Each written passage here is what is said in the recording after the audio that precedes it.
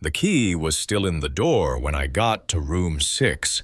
The wind had been howling for hours by then, the kind of wind that makes the windows flex and the walls creak. But what made me stop wasn't the weather. It was the light. The bedside lamp was on, casting this warm circle across an otherwise untouched room. The bed hadn't been slept in. The bathroom door was ajar. The key was hanging from the lock on the inside, and the snow was already piling up at the back exit, too deep for anyone to have left that way. Let me know where you're listening from tonight, and if you've ever had a moment where something just didn't sit right. If these kinds of stories help you drift off, feel free to follow the channel so you don't miss what comes next.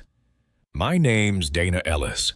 I was 37 when this happened, working full-time at a seasonal lodge near Steamboat Springs, Colorado. Winters up there are long. You learn to keep the radio low, the lights soft, and your footsteps quiet. I was on the day shift, but that particular week I was covering a few late evenings, while Len, our overnight guy, recovered from surgery on his shoulder. I'd worked that lodge for years, and while things could get a little eerie in January when the snow muffled everything, it had never made me nervous before, until that night. It started 3 days before the blizzard really hit. We'd had warnings, of course. Up there, people pay attention when the radio says whiteout conditions. Guests start canceling. Deliveries get rescheduled. But the man who checked in on Tuesday didn't seem fazed. No luggage, no ID. Paid in cash. Quiet. That's all I really remember, that he didn't say much at all. Not rude, not friendly either. Just present. He signed the name Michael Jensen on the log, but I didn't believe that for a second. He took room 6, one of the older units tucked near the rear exit of the lodge where the wind hits hardest. The hallway outside that wing always smells faintly of cedar and old radiator steam. He asked no questions. Didn't ask about breakfast hours, didn't ask about Wi-Fi. He didn't even glance at the welcome binder I slid across the counter. By the second day, I realized I hadn't seen him since check-in. That wasn't unusual. Some people like the isolation. They come here to unplug or write or recover from something they don't talk about. But I noticed the Do Not Disturb sign stayed in the exact same position, hanging crooked on the doorknob like it hadn't been touched. On the third day, the snow came hard. Visibility dropped to nothing, and by afternoon the roads were closed in both directions. It was just me, Len, who'd come in despite his shoulder, and 4 guests who were more or less snowed in for the night. Around 6:00 p.m., I did a quick walk-through, checking windows and making sure the power backups were ready in case the lines went down. Len was in the boiler room doing whatever it is Len does, talking to the old radiators like they were his kids. When I passed room 6, I paused. No sound, no light coming from the window. But the strangest thing was the air. That end of the hallway was colder, noticeably colder, like someone had cracked a window, even though I knew they didn't open. Those old frames were painted shut years ago. I told myself it was nothing. Maybe he'd turned off the heat. Maybe he left. Except his car was still in the parking lot. A pale blue Buick Boxy, and old with plates from Utah, and half a foot of snow already piled on top. Nobody had touched it in at least 24 hours. I radioed Len and asked if he'd seen the guy. He hadn't. Said he'd check on room 6 when he finished up. That was the last time I heard Len's voice that night. Around 8:30, I went to the staff kitchen to heat some soup. I remember standing by the microwave, watching the numbers count down when the hallway lights flickered. Just once, but long enough for the room to go completely dark and then snap back. Then I heard a knock, not from the front desk or any guest room, but from the maintenance hallway near the back stairs. 3 knocks, slow, hollow, like someone knocking on drywall instead of a door. I walked out with my flashlight heart starting to race a little. The lights were stable again. The front desk was empty, the guest rooms all quiet. I called out for Len, but no answer. His walkie crackled on the counter, which meant he wasn't carrying it anymore. I hated that. He always said those things gave him headaches. I made my way down to room 6. The hallway was colder now, much colder. I could see my breath. When I reached the door, I noticed something immediately. The key was in the lock on the inside. That meant someone was in there. I knocked once, gently, and called out. No answer. I tried again, louder this time. Still nothing. That's when I saw it. The light from under the door, it shifted, not flickered, shifted, like someone was standing just behind the door, casting a shadow across the crack. I reached for the knob. It wasn't locked. Inside, the room was silent, lamp still on. Bed untouched, bathroom empty. No signs of packing or unpacking. The air was stale, and that strange coldness had seeped into the walls. I checked the window, still shut, but covered in condensation even though the heater was on low. And then I heard something faint, from the vent above the bed. Breathing, ragged and slow like someone half asleep or badly injured. I climbed onto the chair to get closer, shined my flashlight up into the vent. Nothing, no movement. But the sound, it wasn't the heater. It was rhythmic, wet almost. I backed down fast, didn't like the feeling crawling up my spine. I checked the hallway again. Still no sign of Len. His radio was silent. I returned to the front desk and called his cell, straight to voicemail. At 10:12 p.m., the fire alarm in room 6 went off. Just that room. I sprinted back down the hall and found the door wide open. The light was off this time. The air inside was thick like menthol and burnt plastic. But no smoke. Nothing had triggered the detector that I could see. I reset the alarm, stood still, listened. And that's when I heard it again, not breathing this time, but footsteps overhead. Only, room 6 doesn't have a floor above it. It's the end of the building. The roof slopes down just beyond it. There shouldn't have been anything up there. But I heard it clear as day. Slow, dragging footsteps like someone limping in a heavy coat, pacing just over the ceiling tiles. That's when I realized I hadn't checked the attic crawl space. And Len still hadn't come back. I don't usually get spooked by old houses. I've worked in hundreds crawl spaces, busted panels, attic wiring so old it crumbles in your hands. But there was something about that basement door that made me feel like I was standing too close to the edge of something I couldn't see. Melissa and I had finally bought our first place, a 2-story farmhouse sitting on 5 acres of dry scrubland, about 40 miles outside Albuquerque. It had orange shag carpet wood paneling that reeked of nicotine, and a roof line that looked like it had sagged through every decade since the 70s. But it was ours. The price had been oddly low, and the sellers were in a hurry to offload it. We chalked that up to luck and didn't ask many questions. The first time we saw the basement, it was during our walkthrough. I remember Melissa grabbing my arm at the top of the stairs. The place was a mess. Boxes, stacked high, filing cabinets crammed into corners, rusted furniture, draped in stained sheets. The air smelled like wet paper and old plastic, and even though it was cool down there, sweat started building on my neck the moment I stepped in. The realtor promised everything would be cleared out before closing, but when we moved in a few weeks later, nothing had changed.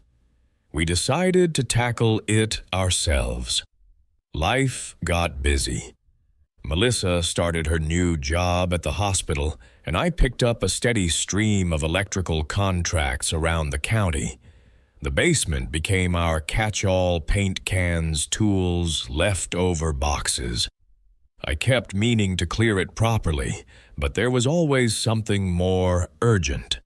Then came a scorching Thursday in August, and I finally had the house to myself and a full day free. I brought down gloves, trash bags, and an old shop fan, planning to knock it out in a few hours. It started normal enough, tossing out brittle magazines, cracked ornaments, outdated tax files. After a couple hours, I'd cleared a narrow path along the east wall. That's when I saw it behind an old dresser, partially hidden by warped plywood, a door. It wasn't the kind of door that belonged in a residential basement. Heavy steel, the institutional kind you see in factories or secure labs. Thick hinges, a faded gray surface, and a deadbolt that looked medically rated. There was also a newer padlock bolted through a welded hasp, the kind of lock you'd find on a storage unit in the city.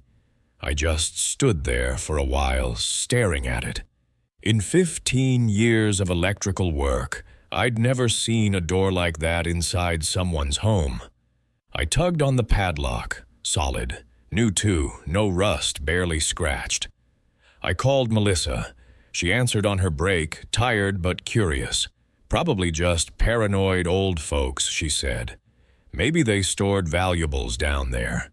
I wanted to believe that, but the concrete around the frame was different. Smoother, lighter, poured much later than the rest of the foundation.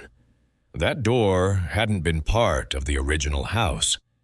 We debated calling the realtor, but there wasn't much point. What would we say?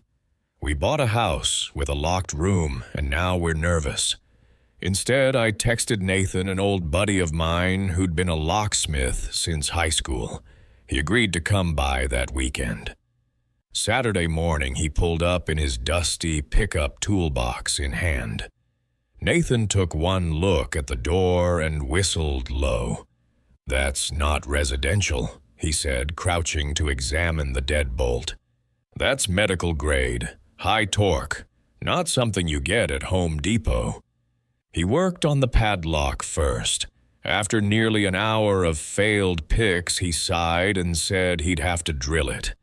The sound of that bit grinding through the shackle echoed in the low basement, like we were boring into something we weren't supposed to touch. When the padlock finally snapped free with a metallic clink, none of us moved. Nathan gave me a look, part warning, part curiosity. The deadbolt took longer. Then it clicked. I pulled the door open slowly. It resisted as if swollen with humidity, though the air was dry as chalk. The smell hit us first. Not rot, not mold, something chemical like aged cleaning fluid or spoiled antiseptic. The room behind it was small, maybe 8 feet by 12. The walls were covered in cheap wood paneling, and a single bulb hung naked from the ceiling. The bulb didn't work. We used our flashlights. That's when we saw the wall. The far side of the room had been transformed into some kind of shrine. Dozens of photographs, all of the same woman taken at different ages, some grainy and old, others more recent, in parking lots, grocery stores, through windows. Some were clearly taken from a distance with a zoom lens, others disturbingly close. Beneath the photos sat a small table, candles, dried flowers, pieces of jewelry, and sealed plastic bags holding what looked like strands of hair. A camping cot was pushed into the corner, the bedding neatly folded. Empty food cans and water bottles were stacked beside it. There was no dust, no sign of rodents. Someone had been living down here. Nathan backed away. "You need to call the police," he said, voice flat. I was already moving. But before I left the room, I noticed something in the corner of one photo, the roof line of our house. We called from the kitchen. Officers arrived in less than 30 minutes, followed by 2 detectives. They sealed off the room bagged. Everything took statements. The lead investigator, a woman named Briggs, asked if we recognized the woman in the photos. We didn't. She looked to be in her 50s, kind face, dark hair, always alone in the shots. That night, the department assigned an officer to sit out front in a marked cruiser. Melissa and I stayed up, lights on in every room. Around 3:00 a.m., we heard breaking glass. The officer was already running when we opened the front door. There was shouting from the backyard, a scuffle, then handcuffs. They brought up a man, late 60s, rail-thin, wild gray hair, clothes filthy. He was screaming about Catherine, screaming that we had violated her space. His eyes locked on mine as they dragged him out of the basement. I'll never forget the hatred in them. It was personal. It was practiced. "You don't understand," he kept saying. "She needs me to watch. She needs me." Turns out his name was Harold Fitzgerald, a former janitor at a high school 20 miles away. The woman in the photos, Catherine, had once lived in our house decades earlier. Harold had worked with her, developed an obsession. After she moved away and filed a restraining order, he never let go. He'd been secretly living in that hidden room on and off for years. No one had ever known. The Thompsons, who sold us the place, were elderly and barely used the basement. He had a spare key. He came and went. The police later confirmed he'd broken in through a window we didn't even know was there, tucked behind an overgrown hedge. They believe he visited even after Catherine moved away, following her adding new photos to the wall, tending to his shrine. We had the room sealed with concrete, didn't even try to reclaim it. We lasted another month in that house before we sold it at a loss and moved into an apartment closer to town. I think about it sometimes when I'm replacing a fuse box or rewiring a kitchen in some stranger's home. I wonder what might be sealed behind other walls, what people leave behind, or who. I never checked the photos for timestamps. I didn't want to know how recent some of them might have been. But I still remember that look he gave me, like I'd stolen something that was his. And when I walk by a window late at night, I sometimes catch myself looking for him, just in case he found somewhere else to watch from. Back in 2021, I bought a brand new house with bright white trim and a front yard that looked like a showroom version of starting over. It was the kind of neighborhood where all the streets curved just slightly and the mailboxes all matched. I remember thinking the place smelled like fresh paint and second chances. I'd just turned 34. The divorce was finalized in March, and I wanted a clean break, somewhere quiet, clean, and mine. Oak Ridge Heights was still half finished at the time. Most of the lots were dirt and scaffolding, but mine had already passed inspection, so I jumped on it. 3 bedrooms, open floor, plan a kitchen island I didn't need but always wanted. I moved in on a Tuesday. That Thursday afternoon, I was working from home when the doorbell rang. It was unexpected. I hadn't even unpacked the dishes yet, and no one knew my address besides the title company. Through the peephole, I saw an older woman. Gray hair, pinned up neatly, floral dress that looked like it had been hanging in a closet since the Reagan administration, and thick glasses that made her eyes look enormous. She was holding a purse with both hands, standing like she wasn't sure whether to knock again or just let herself in. When I opened the door, she didn't say hello, just looked around me and into the house like she was confused. Then she asked where the wallpaper had gone, the one with little blue roses. I told her this was new construction built last year, but she brushed that off with a wave of her hand and said she needed to check the basement. Her voice was polite but insistent, like she'd practiced this request 100 times and couldn't understand why it wasn't working anymore. I didn't let her in.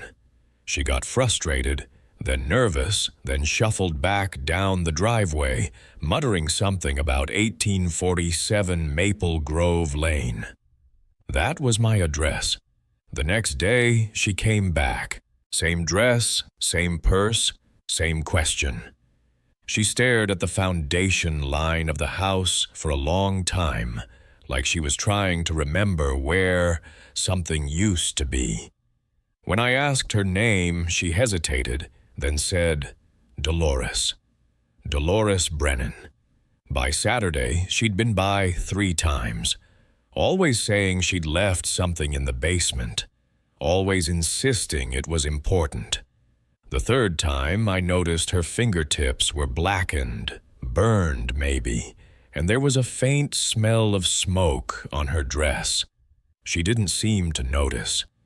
I installed a doorbell camera that evening. Not out of fear, exactly. More like I needed proof that it was happening, that I wasn't imagining how precise and repetitive it all was. Sunday night, around 3 in the morning, I woke to the sound of the basement door handle rattling, the one that led out to the backyard. I peeked through my bedroom blinds and saw her silhouette in the moonlight, hunched and trembling, pulling at the door like she expected it to open. When I turned on the backyard floodlights, the motion sensors lit up, but there was nothing there.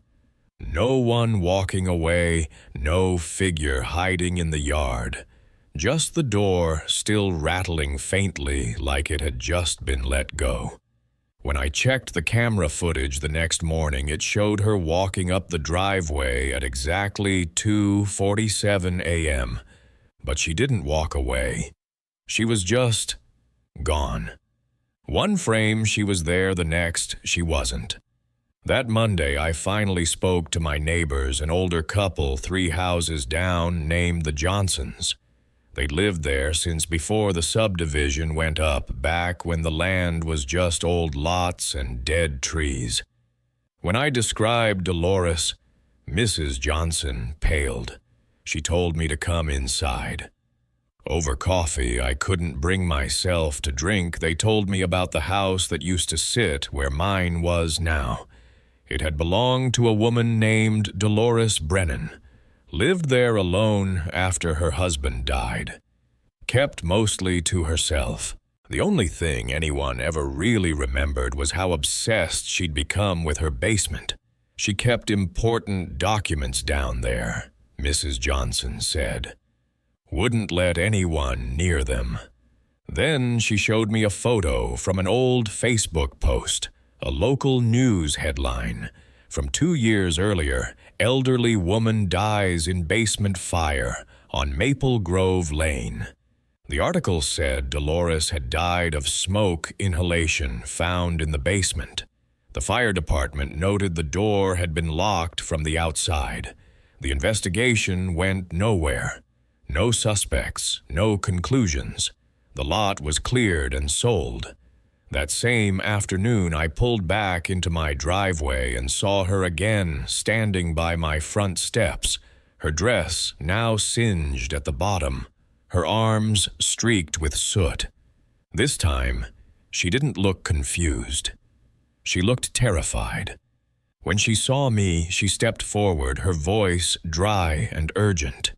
She said, "They're coming back. They always come back on Mondays." She told me she had hidden papers behind the water heater, proof of what they'd done. She said they killed Howard. Her husband made it look like a heart attack. She said she was next. And then she went silent. Her face went pale, and she stared past me. "It's Monday," she whispered. "They always check on Mondays."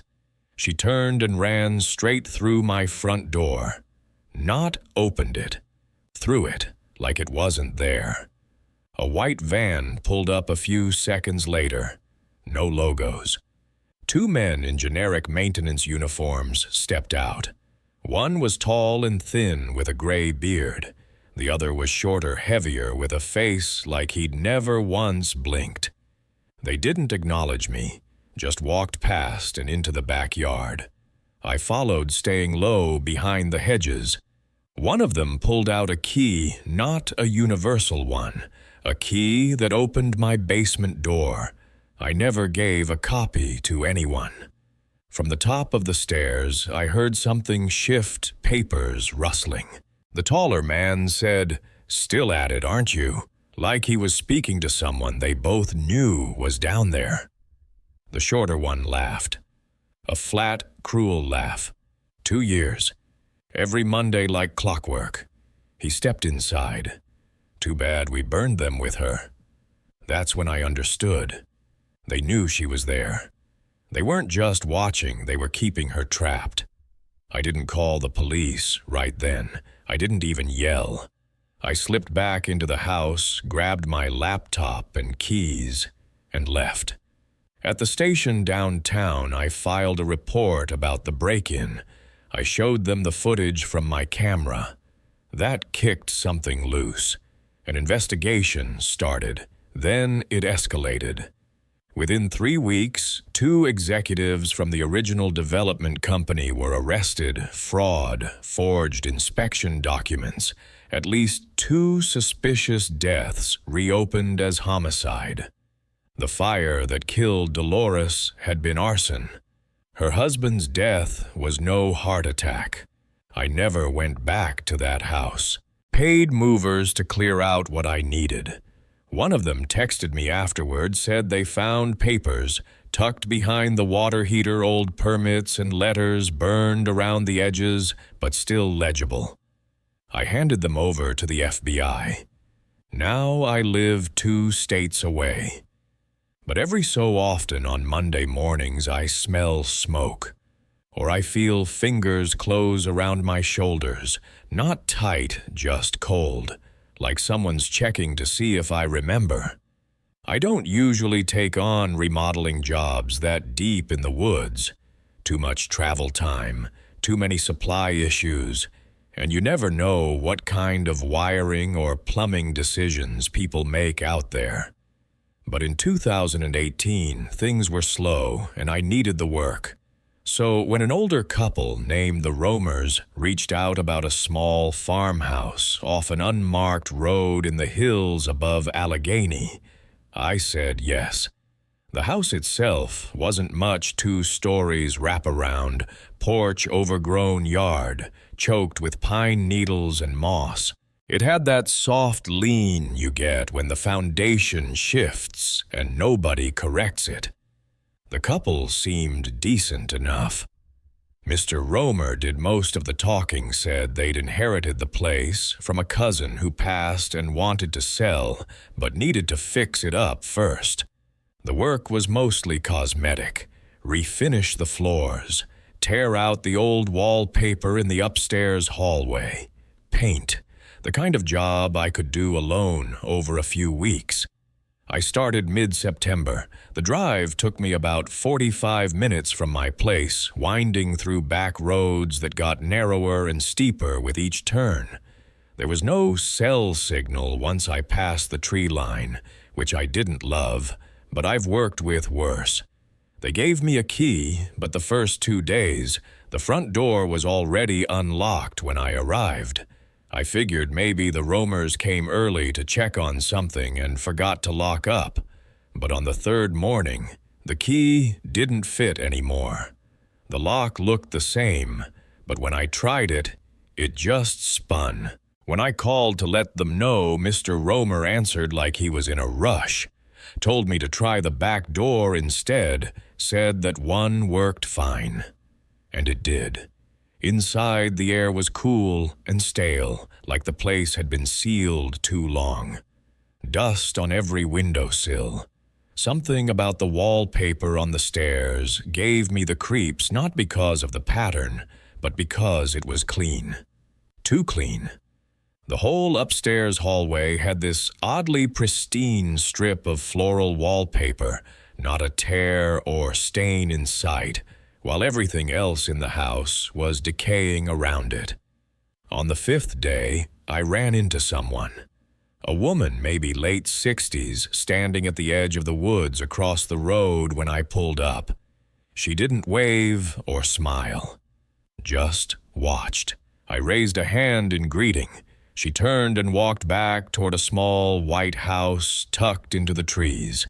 Later that afternoon, I noticed the attic door was cracked open. I hadn't touched it. The ladder was down, and there were boot prints on the dust-covered floor beneath it, not mine. I called the roamers again. This time, no answer. The next morning, something changed. When I pulled up, the front gate was chained shut. There hadn't been a gate before. Or if there was, it had been buried in weeds. Now it was freshly painted white with a padlock. I had to park by the neighbor's gravel shoulder and walk up. The house was locked again, both doors this time. I called the number Mr. Romer gave me, but it rang twice and cut to a disconnected message. So I walked across the road and knocked on the neighbor's door. The same woman answered face blank. I asked if she'd seen the roamers lately. Her answer was slow, like she didn't quite understand what I meant. They moved out last summer, she said, after the fire. I asked her to repeat that. She did without blinking. Said the house had caught fire late one night, faulty wiring, they thought. The couple had made it out, but only barely. They didn't come back after that. When I told her I'd been working in the house all week, she gave me this long, confused stare. It was sold, she said quieter. Month ago, maybe more. That night, I dug out the paperwork. I'd filed a basic contract, not notarized. I realized I'd only spoken to them by phone, never got last names in writing, no address. Just Romer in my contacts and a voice that never quite matched the face I remembered. The next day, I drove back out to the house. The gate was gone, no sign it had ever been there. The grass was crushed where I'd parked the week before, but the porch looked untouched. When I stepped inside, the air had changed again. Not stale now, but sharp, like burnt plastic. Upstairs, the wallpaper was peeling. That strip I'd found so clean was now bubbled and blackened at the corners. I opened a window to let air in and noticed something stuck behind the radiator. It was a torn envelope, charred at the edges with one corner still intact. I pulled it free and saw the faint imprint of a name, Romer Dolores.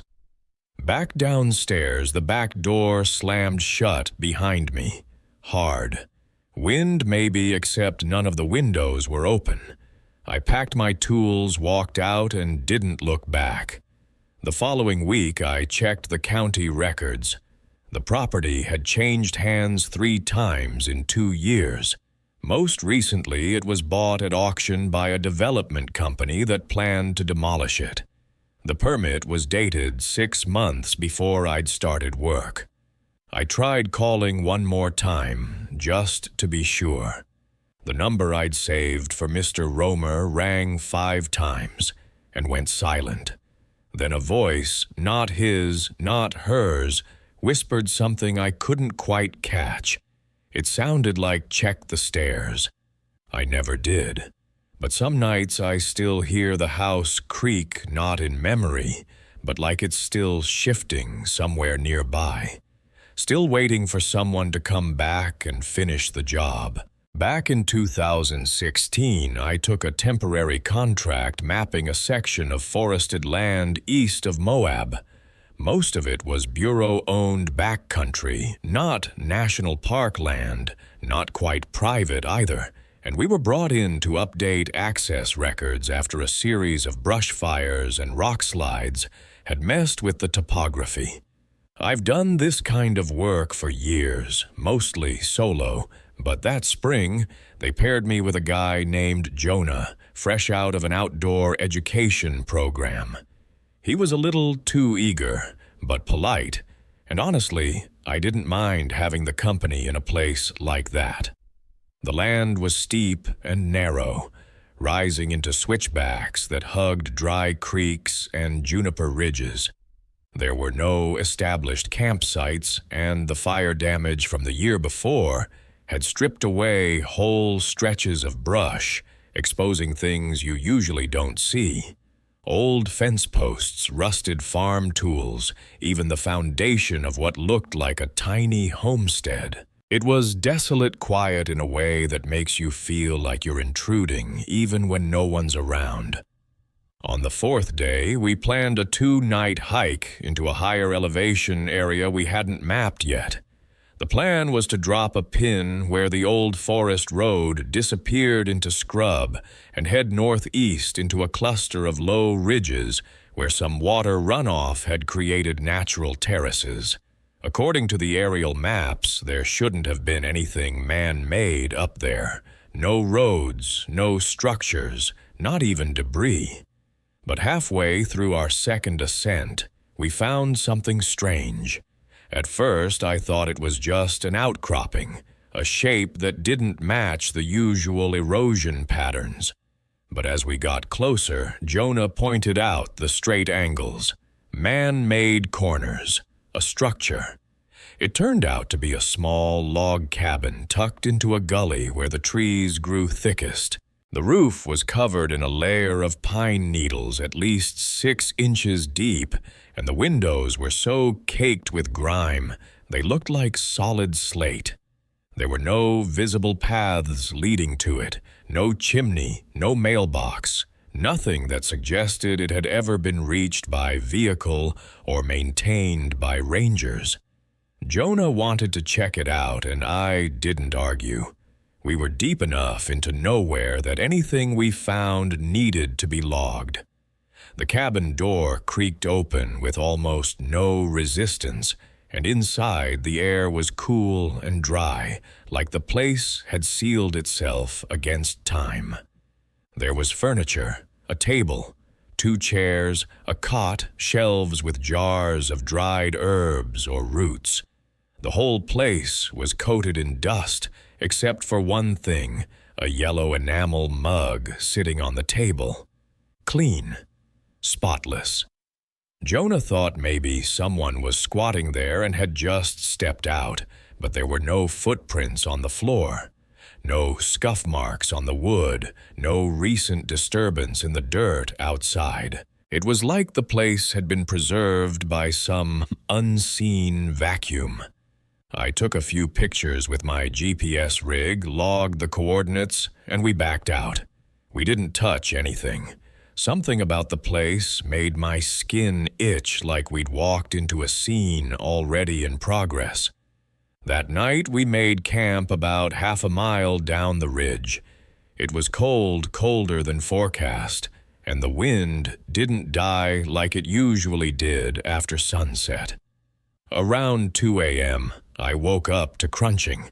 Not animal noises, not the usual skittering of rodents or distant elk. This was slow, deliberate, heavy footfalls on dry leaves. I nudged Jonah awake and we listened. Whoever it was, they weren't trying to be quiet. The steps circled wide at first, maybe 30 feet from the tent, then narrowed. I flicked on my flashlight and pointed it toward the tree line. Nothing. Just wind and silence. We didn't sleep much after that. By dawn, we were already packed. The plan was to hike the long way around back to the vehicle instead of doubling past the cabin. We both agreed without saying it, but the path down had changed. I've navigated dozens of wilderness routes, and this one had clear landmarks. A bent pine trunk, a fire-scarred boulder with an iron hook embedded in it, and all of them were gone. Not just hard to find, gone. As if the terrain had been rearranged overnight. By early afternoon, we were off course and out of signal. Jonah had started muttering to himself, saying we'd been this way already. I thought maybe he was dehydrated or panicking, so I gave him my backup water pouch and told him to sit while I scouted ahead. That's when I saw the cabin again. We'd hiked hours away from it, changed elevation twice, crossed a shallow ravine. But there it was, nestled in a patch of shade, like nothing had moved. The same mug on the table, the same dustless surface. This time the door was already open. We didn't go inside. We just kept walking. Jonah wouldn't speak for the rest of the day, just trailed behind me, eyes fixed on the trees.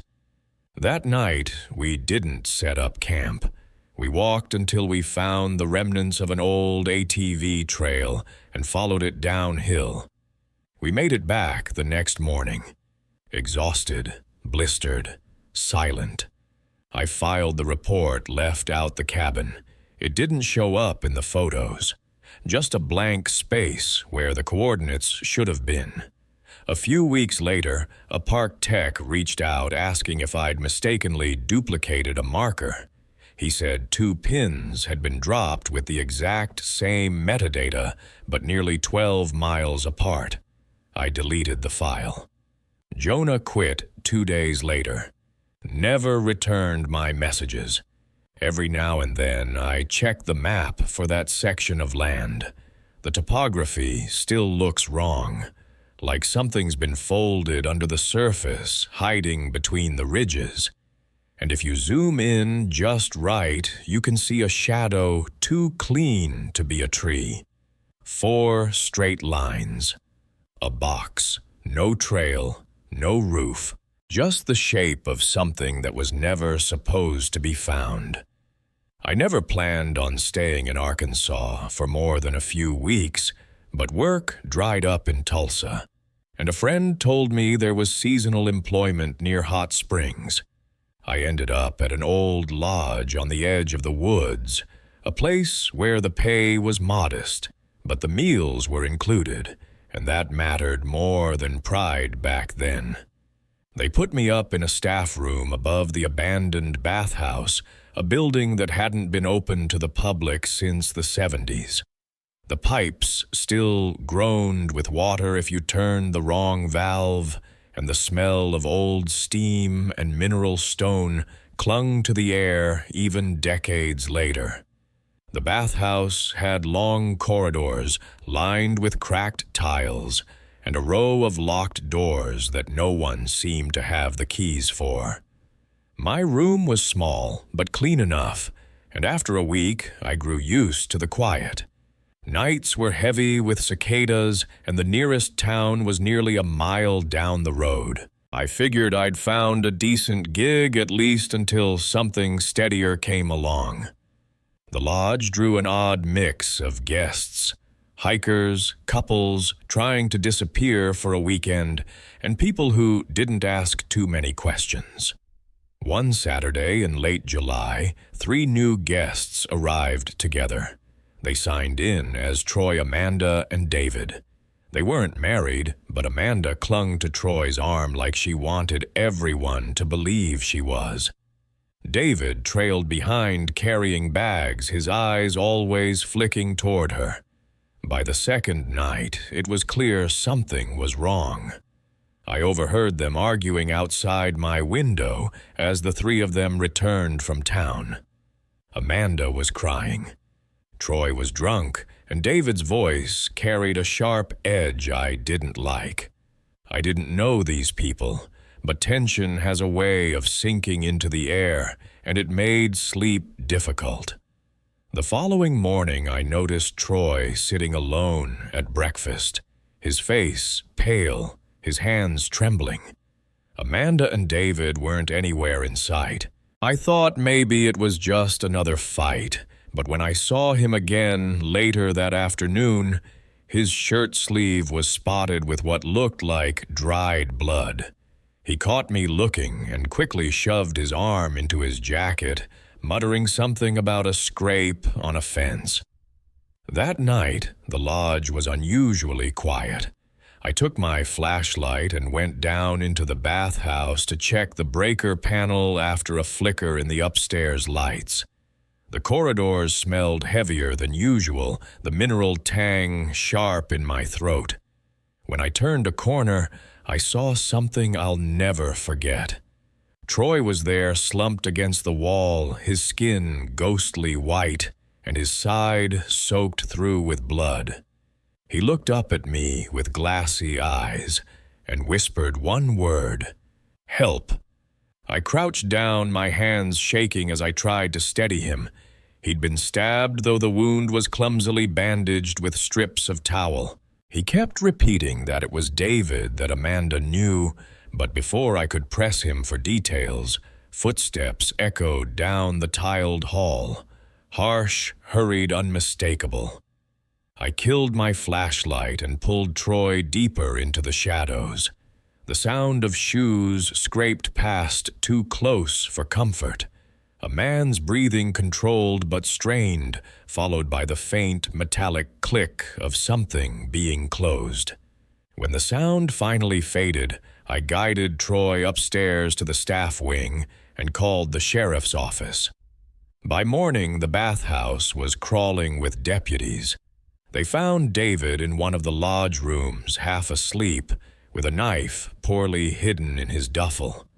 Amanda was in the lobby, trembling, her eyes swollen from crying. She confessed before noon. She said she'd helped David cover it up, that they had left Troy bleeding, hoping the night would finish what David had started. Troy survived, though barely. He was taken to the hospital under guard, and the deputies led David away in handcuffs. The lodge fell into silence. After that, the kind of silence that feels watched. Guests checked out early, and by the end of the week, I was the only staff member still lingering. I moved on a few days later, telling myself it wasn't my problem. But even now, I can still see the damp tiles of that bathhouse corridor, the faint drag marks where Troy had pulled himself along, and the steady echo of those footsteps in the dark. Whenever I think back on it, the unease doesn't come from what I saw, but from what I heard, the pace of those footsteps slow, deliberate, as if whoever made them knew exactly where I was standing. When Ellen and I bought the house in Ashford, it was supposed to be a fresh start. We had been living in a cramped apartment near Boston, and the long winters made the walls feel closer every year. The listing had described the place as a modest colonial farmhouse with character, and though we laughed at the realtor's choice of words, there was something inviting about the pale clapboard siding and the way the front porch sagged with age. We signed the papers in late September, just as the leaves began to turn, and by October we had settled in. The first few weeks were filled with small joys, the creak of the staircase under our feet, the wood stove that smoked a little, but gave off real warmth, the wide windows that framed the falling maples like paintings. Ashford was quiet, and the school welcomed me without fuss. Ellen began planting bulbs along the walkway, promising a spring display of tulips and daffodils. Everything felt steady, almost old-fashioned, like we had stepped into someone else's slower rhythm of life. Then the nights grew colder. By mid-November, the wind carried a sharper edge, and the house spoke more often. I heard the timbers shift, but it wasn't the usual settling sound of a home adjusting to the temperature. These were deliberate groans that carried across the upstairs hallway, sometimes followed by faint thuds, as though someone had set down a heavy box in the attic. Ellen dismissed it with a smile, saying old houses had old voices, but her eyes moved a little too quickly toward the ceiling when the sounds echoed again. Our neighbor, Maggie Holbrook, came over one Sunday afternoon with a basket of apples. She had lived down the lane for nearly 60 years, and her memory stretched further than anyone else in Ashford. She complimented Ellen's flowers, then leaned close to me as if sharing a secret. "That house," she said, tapping my elbow, "doesn't like to be empty. It's been waiting a long time." I tried to laugh, but her face was serious.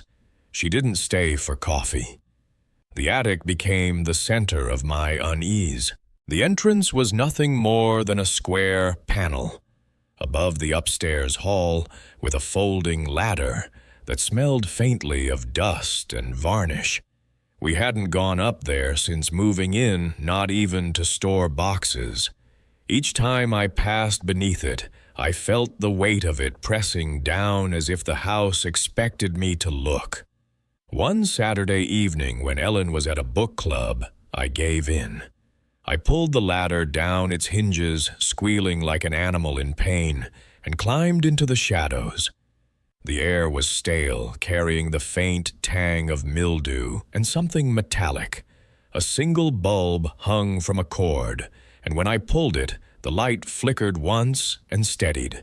The attic stretched longer than I imagined, its beams thick with cobwebs, its floor littered with scraps of newspaper yellowed to the color of tea. Against the far wall sat a trunk, low, iron-banded, its lid slightly askew. My first thought was that it must have been left behind by the previous owners, and yet the realtor had sworn the place had been cleared. I crossed the boards carefully and lifted the lid. Inside were layers of folded linens, brittle and stiff, their edges frayed with age. Beneath them lay a set of notebooks tied with twine. I brought one down with me, meaning only to glance through before dinner. The handwriting was sharp and deliberate, belonging to someone who had taken time with each letter. It wasn't a diary, but more of a log with dates from the early 1930s. Each entry listed the weather, the state of the house, and a single line that unsettled me more than anything else. He came to the door again. The phrase repeated sometimes every few nights, sometimes with weeks in between. There were no names, no explanations, just that refrain. He came to the door again. I closed the book quickly and tucked it back into the trunk the following day, pretending to Ellen I had only found moth-eaten linens. But the words stayed with me, echoing in the rhythm of the house's groans and thuds. By December, the snow had begun to fall in earnest. One night, just after 2 in the morning, I woke to a sound that didn't belong. It was not the wind, nor the shifting timbers. It was 3 measured knocks at the back door. I sat up, listening, my pulse heavy in my ears. The knocks came again, patient and exact. Ellen stirred but did not wake, and I slipped downstairs alone. The kitchen was dark, the window over the sink glazed with frost. I stood a few feet from the door, not daring to touch the knob. The knocks came once more, slow and deliberate. then silence. I waited for what felt like an hour before returning to bed. In the morning, the snow outside was untouched, not a single footprint leading to or from the door. I told no one, not even Ellen. The visits continued always between 2 and 3. In the morning, always 3 knocks. Sometimes weeks passed without incident, and I convinced myself it had been my imagination. But then it would begin again, steady as a clock, refusing to be ignored. Each time I checked, the snow remained unbroken, the porch bare. One evening I saw Maggie in her yard and decided to ask her directly. When I mentioned the knocks, her face tightened. She said softly, "You opened the attic, didn't you?" I admitted I had, though I left out the notebooks. She shook her head. "Some doors aren't meant to be opened, Daniel. He'll keep coming now." She refused to say more. The final night came in late January. Ellen was away visiting her sister, and the house felt emptier than usual. I had tried to drown the silence with the crackle of the wood stove and the hum of the radio, but when 2 o'clock came, the air thickened. The knocks sounded louder, as if the wood of the door itself groaned beneath them. I forced myself to move closer. My hand hovered over the knob, the cold seeping into my skin. For the first time, I felt an urge not to resist. The knocks were not a demand, but an invitation, and I wanted to know who waited on the other side. As I reached the radio in the living room, sputtered and went dead. The house exhaled, every beam and rafter sighing at once. I pulled my hand back. The silence that followed was absolute, pressing against my chest. No more knocks came. Not that night, nor any night after. Ellen returned, and the house resumed its ordinary creaks. I never told her how close I came to opening that door. We still live here, and sometimes when the snow falls heavy and the hour grows late, I think I hear a faint tapping far off in the walls. I do not go to listen. Looking back on these stories, I've noticed how ordinary places seem to hold the deepest unease. A house, a road, a small town, they don't have to be grand or infamous to feel strange. Often the scariest moments happen in quiet corners where nothing remarkable was supposed to occur at all. That is what lingers long after the details fade. I've often wondered if it matters whether these things can be explained. Maybe it was wind imagination or the mind playing tricks. But part of me suspects that explanation isn't the point. The unease itself is what remains. The way a sound at night refuses to fade from memory, or how a room seems colder than it should be, or how footsteps stop just before the landing. Those moments don't need names to be real. If you've listened this far, thank you. Perhaps my stories echo something you've felt too, a quiet hesitation before, opening a door or a pause at the sound of knocking when no one should be there. We carry these memories like shadows, and they walk beside us longer than we realize. Thank you for staying with me until the end. I hope the stories have kept you company tonight, and maybe reminded you that unease often hides in the places we least expect. If you'd like to hear more, please consider subscribing, sharing this with a friend, or joining me again for another night of quiet dread. Before you go, I'd love to know, have you ever lived somewhere that felt like it was watching you back?